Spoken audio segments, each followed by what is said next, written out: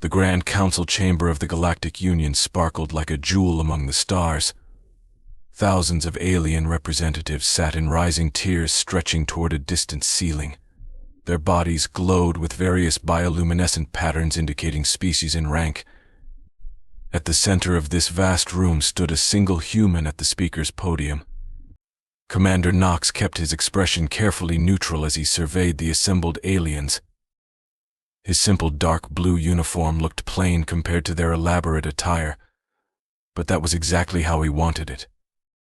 Surrounding them, the transparent walls showcased the endless darkness of space, dotted with countless ships belonging to the Union's mighty fleet. Honorable Representatives, Knox began, his voice clear and steady. Earth thanks you for considering our petition to join the Galactic Union. We come seeking peaceful trade and scientific cooperation. A ripple of laughter passed through the chamber. Envoy Silas, the tall silver-skinned representative of the core worlds, leaned forward in his floating chair. His large eyes blinked slowly as he regarded the human below. Commander Knox, he said, we have studied your species' technological capabilities. While achieving faster-than-light travel is commendable for such a young race, we've noticed significant gaps in your development. Knox dipped his head politely. He already knew how this exchange would play out. He had been thoroughly briefed on the Union's usual tactics. Your ship, Silas continued, bringing up a holographic display of an Earth vessel, lack even the simplest photonic cloaking systems. Every spacefaring species develops stealth before FTL travel. It's the natural progression, but humans somehow skipped that step altogether. Around the chamber, many representatives no longer hid their amused smirks. Furthermore, Envoy Silas went on, your hull materials are rudimentary, your weapon systems visible to even the most basic scanners, and your power signatures might as well be beacons in the dark. Tell us, how do you expect to survive the more perilous regions of space without proper stealth? Knox cleared his throat. We do what we must with what we have, Envoy. Adapting has always been humanity's strength. A new voice spoke up. It belonged to Counselor Orin of the Rim Worlds. His rocky crystalline form seemed to catch and refract the chamber's lights. Your entire fleet couldn't hide from the crudest scanner, he declared. In the last great galactic war, stealth saved billions of lives. Yet you humans wander space in ships that might as well read "Here we are, please fire at us." The chamber erupted in open laughter. Even Envoy Silas, usually so diplomatic, laughed aloud. Knox waited patiently for the noise to fade. Inside his pocket, he pressed his hand around a small quantum communicator. It could send instant, secure messages to Earth's hidden fleet, the same fleet, waiting at that very moment, cloaked in places no Union scanner could ever detect. Perhaps, Knox said quietly, we just haven't found the right incentive to develop stealth technology yet. Silas, regaining his composure, offered a wry smile. We will accept Earth's petition for membership, but with restricted status until your technology improves. You'll only have access to the outer trade routes for your own protection, of course. We wouldn't want your visible ships attracting unwanted attention. Knox bowed slightly. We appreciate the Union's concern for our safety. Earth looks forward to learning from your superior technology. As he exited the chamber, Commander Knox allowed himself a small smile. Let them laugh, he thought.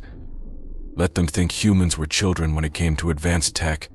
Being underestimated was humanity's favorite advantage. He sent a simple message through his quantum communicator. Phase 1 complete. They suspect nothing. An answer came at once. Understood, Commander. Shadow Fleet standing by. 3 months after the council session, Knox stood at the window of his office on Earth's orbital command station. Outside, another refugee ship was docking, supposedly carrying survivors from yet another lost colony. His display showed 15 emergency broadcasts playing simultaneously, each describing a similar tragedy. Human settlements on distant worlds had vanished without a trace. Sir, came Officer Vega's voice through a secure channel. Colony 7 has completed its disappearance.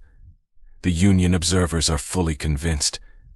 Their scans show nothing but deserted buildings and abandoned supplies. Knox allowed himself a slight grin. And our people? Safely aboard the ghost ship, sir. The quantum displacement fields worked perfectly. As far as the aliens can tell, 3,000 colonists just vanished into thin air. The office doors slid open. Director Lane walked in, her expression grim as she carried a stack of data pads. The Union's official response, she said, placing one pad on Knox's desk, exactly as predicted. Knox picked up the pad and read aloud. The Galactic Union regrets to inform Earth that, given your inadequate defensive and stealth technology, we cannot devote resources to investigate these disappearances. Operating in the Rim territories is inherently risky. We remind you that membership with restricted status is for your own protection.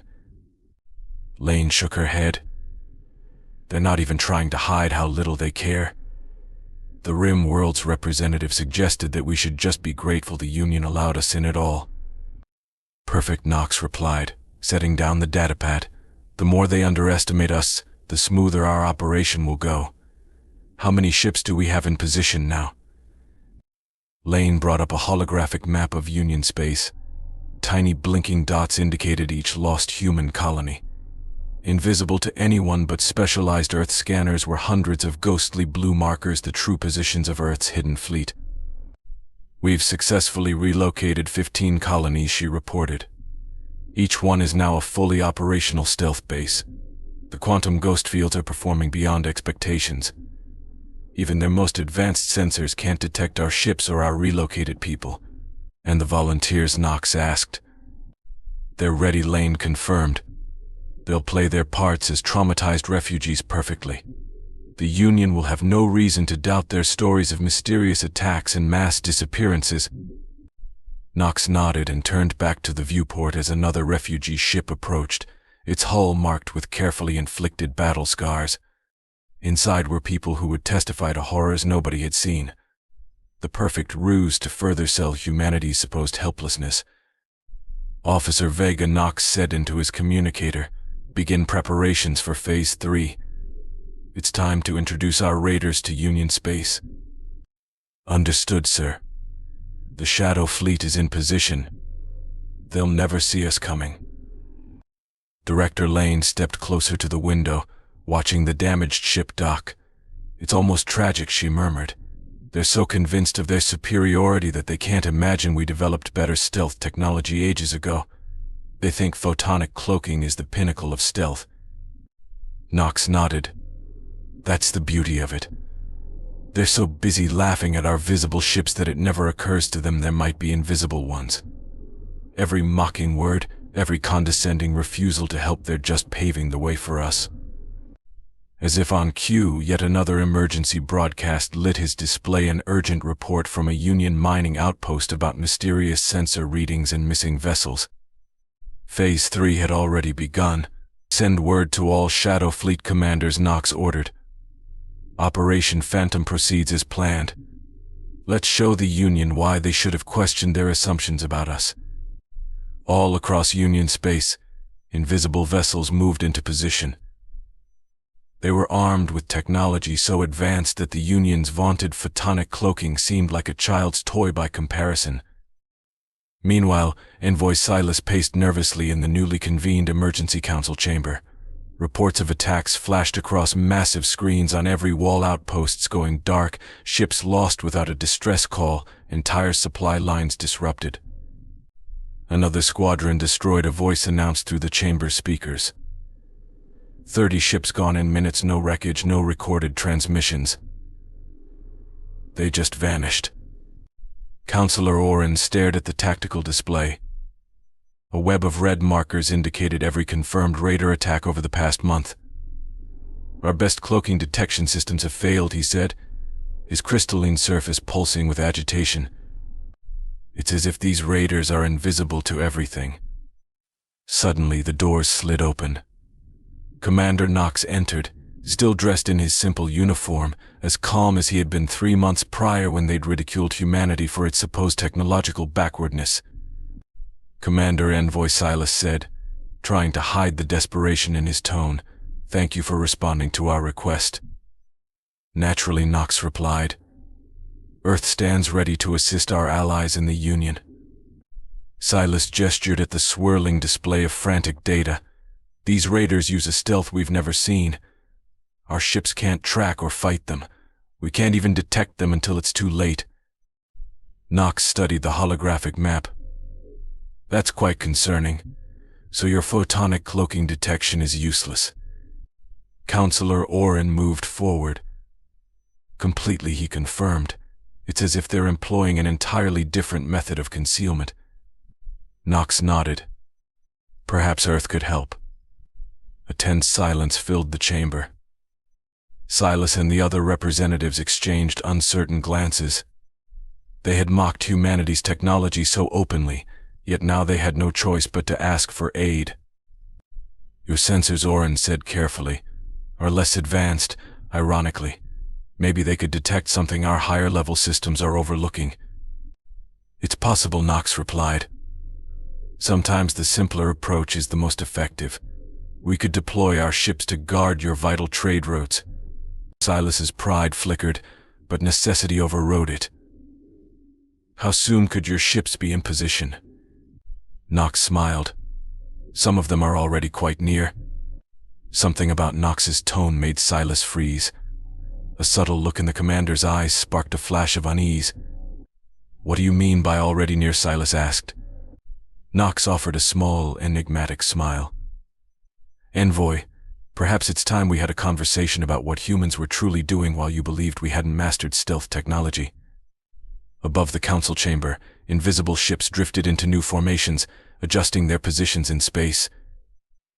The Union was about to discover why they should have looked beyond their assumptions about humanity.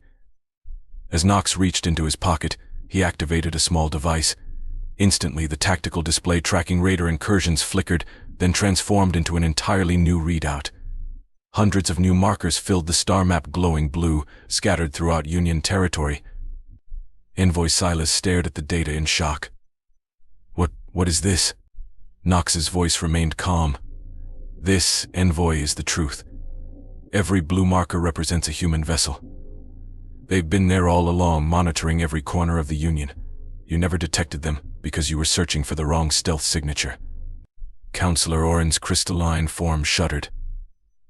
"Impossible. Photonic cloaking can't hide from our detection networks." Knox gave a measured nod. "Exactly. That's why we never bothered with photonic cloaking. While you spent centuries perfecting how to bend light, we chose a different path."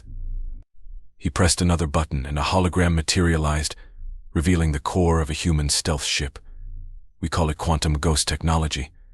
Our ships don't just bend light, they phase slightly out of sync with normal space-time, making them undetectable by conventional sensors. Silas's silver complexion paled. "All those human colonies that disappeared ... they didn't really vanish, did they?" Knox folded his arms. "No, they were relocated, each one converted into a hidden stronghold. When you ignored our pleas for assistance, did you never stop to wonder why we weren't panicking about losing thousands of citizens?" Director Lane entered the chamber then, carrying several datapads.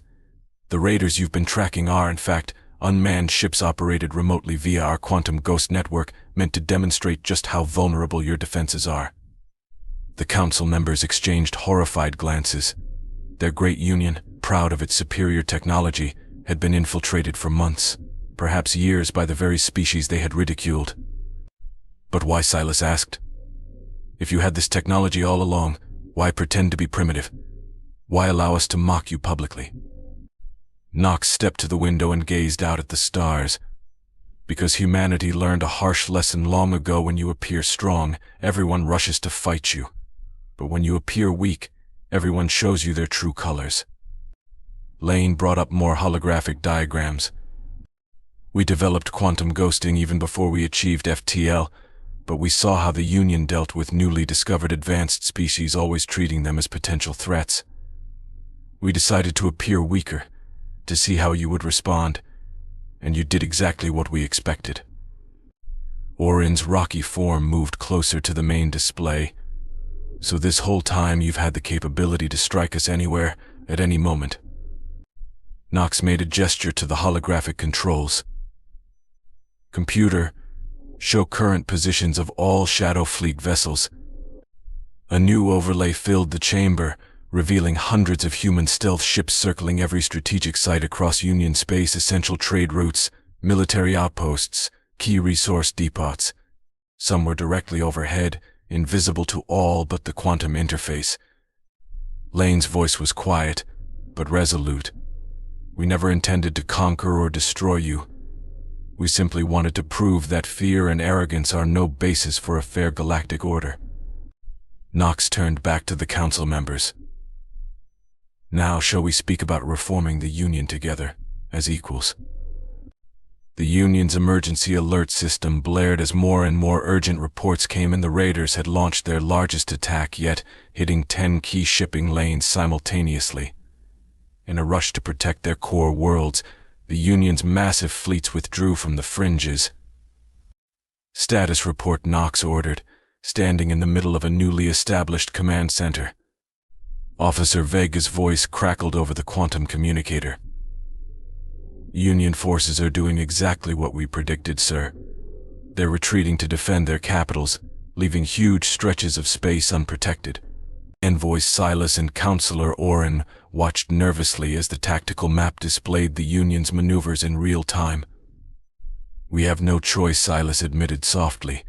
We can't risk losing our central worlds. Nox nodded sympathetically. Of course not, though it does leave quite a bit of territory exposed. The timing was perfect. The last Union battle group initiated its faster-than-light jump, heading for the core worlds. Nox pressed a control on his communicator. All Shadow Fleet commands execute Operation Phantom. Throughout Union space, human ships began dropping their quantum ghost fields, one by one appearing around trade stations, orbital platforms, and crucial infrastructure sites, places they had silently guarded for months. The tactical readout exploded with new signals. Each once invisible Earth vessel now showed itself openly. Director Lane entered, wearing a stern expression. Phase 5 complete, Commander. All strategic locations are secured. The Shadow Fleet is fully revealed.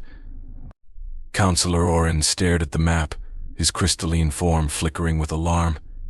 This is bigger than any single Union member's fleet. Nox offered a polite nod. Not our visible fleet, the one you mocked is indeed quite small. But our Shadow Fleet. We used the resources you assumed we didn't have properly. Silas looked dazed. And the raiders? They're about to hit our core worlds. Actually, Lane corrected, bringing up yet another display. The raiders' mission is complete. They were designed only to provoke a reaction. No real damage was done, just enough chaos to make you pull your forces in. Right on cue, the raider icons changed color on the map, regrouping at specific coordinates and revealing themselves as unmanned Earth-controlled vessels. Nox circled the hologram. Think about it. No one was ever killed in these raider attacks. Crews always managed to evacuate. Colonies were struck, but everyone was gone by the time the raiders arrived. We never wanted actual casualties, we only wanted to see how you'd respond. In stunned silence, the council representatives realized the extent of humanity's ruse. For months, every decision the Union made had been precisely the one Earth anticipated. Humanity had manipulated events like a master strategist orchestrating a chessboard. Officer Vega's voice came through again. All positions secured, Commander. The Union fleet is exactly where we wanted them, defending only the core. Everything else is under our protection. Nox turned to the council. So, shall we talk about the future of galactic politics? Humanity has some ideas regarding a more equitable system. In the council chamber's observation dome, Commander Nox stood with Envoy Silas and Counselor Orin, watching human ships appear and vanish at will. One cruiser phased through an asteroid as if it were made of mist, demonstrating the remarkable quantum ghost technology. "Beautiful, isn't it?" Knox observed as the ship solidified once more on the other side of the asteroid. We discovered quantum phasing almost by accident, trying to improve medical imaging devices. Silas shook his head slowly. "While we laughed at your clumsy visible ships, you were perfecting something far beyond our reach." Director Lane entered, activating a new series of holographic recordings. The images showed Union vessels ignoring Earth distress calls, representatives ridiculing human proposals, and smug laughter directed at human tech. Every moment had been captured by cloaked observers. "You see," Knox explained, "we needed to know who our real friends were, who would show compassion to those they believed were weak. We tested your character as much as your technology." Lane switched to another display charting the Raider strikes. "We targeted those who openly scorned Earth the most, yet we never once harmed a soul. It was always a carefully staged event." Outside, more Earth battleships deactivated their cloaking fields, ships of staggering size, previously disguised as space debris or small asteroids, all using only a fraction of their phasing power. Knox glanced at the silvery clouds of new arrivals. "Our largest vessels have been in your space for months, drifting invisibly among your trade lanes. Some you even used as navigation markers." Warren's crystalline form flickered. "You could have destroyed us any time." Knox turned to him. "We could have, but we didn't. Earth never joined the Union to conquer it. We joined to improve it." Lane swept her hand across a hologram of trade routes and patrol maps. "For too long, the Union was ruled by fear. Strong worlds oppressed weaker ones, advanced species mocked developing ones. We intend to change that." "How?" Silas asked quietly, as though finally seeing the bigger picture. Knox smiled. "By being exactly what you thought we weren't, peacekeepers. The Shadow Fleet will ensure that no single power can threaten another, because no one knows where our ships might be. And if someone objects, Orin ventured. In response, every human ship in sight simultaneously activated its phasing field, vanishing as if they had never been there. Their departure was as shocking as their arrival."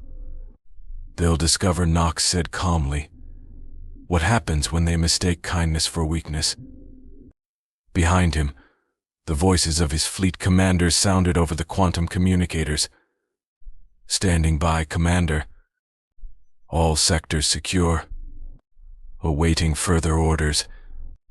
A united chorus from ships that could be anywhere, watching and ready to intervene.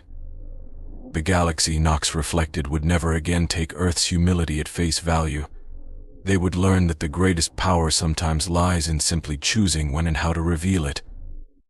1 month after Operation Phantom, Commander Knox stood once more before the Galactic Union Council. The chamber had been remodeled into a circular arrangement where all species sat at the same level. No more towering tiers or hierarchical seating. "The reforms we proposed," Knox said, activating the center display, "are now in effect across 80% of Union space. Trade between advanced and developing worlds is up by 40%. Incidents of piracy and unauthorized military aggression are near zero." Envoy Silas, now merely one representative among many equals, nodded in agreement. "The possibility that a human ship may be monitoring at any time has changed the way everyone behaves. No one wants to risk becoming a target." The display shifted, showing new trade corridors and patrol routes. Both visible and hidden Earth ships protected merchant vessels from all species. Though quantum ghost technology remained a closely guarded human secret, its influence was undeniable. Counselor Oren's crystalline facets gleamed. "I do have one question. Why did you prioritize stealth technology over heavier defenses or weapons? Every other species pushes for overt military might first." Knox offered a mild smile. "We developed quantum ghosting because historically humanity has had ... reasons to be wary. On Earth we fought many wars. When we finally reached the stars, we feared running into more advanced powers that would crush us without hesitation. so we focused on not being seen. Lane stepped in to elaborate. But after a while we realized every species shares the same fear. Everyone hoards weapons because they fear everyone else's weapons. The central display shifted to the Union's new emblem, a circular design symbolizing equality of all member worlds. At that point, Nox said, "We had a choice. Use our stealth to hide forever, or use it to help end this cycle of fear." Daily patrol reports. Commander Officer Vega's voice announced through the comm. All sectors peaceful. 3 merchant convoys requested escorts through contested space. Shadow Fleet vessels are cloaked and providing cover. Lane concluded, "Our technology offers perfect surveillance without intimidation. We can watch without interfering, respond without escalating. And now smaller worlds no longer live in fear of bigger ones." Silas's silver face glimmered with understanding. Because no one knows if a cloaked human ship is present, everyone acts as if one might be. Precisely, Nox agreed. But more than that, we protect everyone equally. There's no more reason to fear. The strong can't bully the weak, and the weak know someone is watching. Counselor Oren spoke again, and those raiders as the ones that frightened us so completely, will you ever reveal who participated in that grand deception? Nox shook his head. No. That operation will remain classified. It was never meant to create grudges, only to expose the cracks in your system. We're here to build a better Union, not dwell on past mistakes. Finally, the display showed a new Earth colony ship, fully visible, launching toward uncharted space. Behind it, invisible to ordinary sensors, drifted 3 ghost escorts, ensuring its security. "The Union once mocked us," Nox said softly. "They saw us as primitive because we didn't flaunt our strength. But true power isn't about what you show, it's about what you choose to hide, and when you choose to reveal it. Most importantly, it's about how you use it once it's out in the open." Beyond the chamber walls, the stars shone in the inky darkness of space.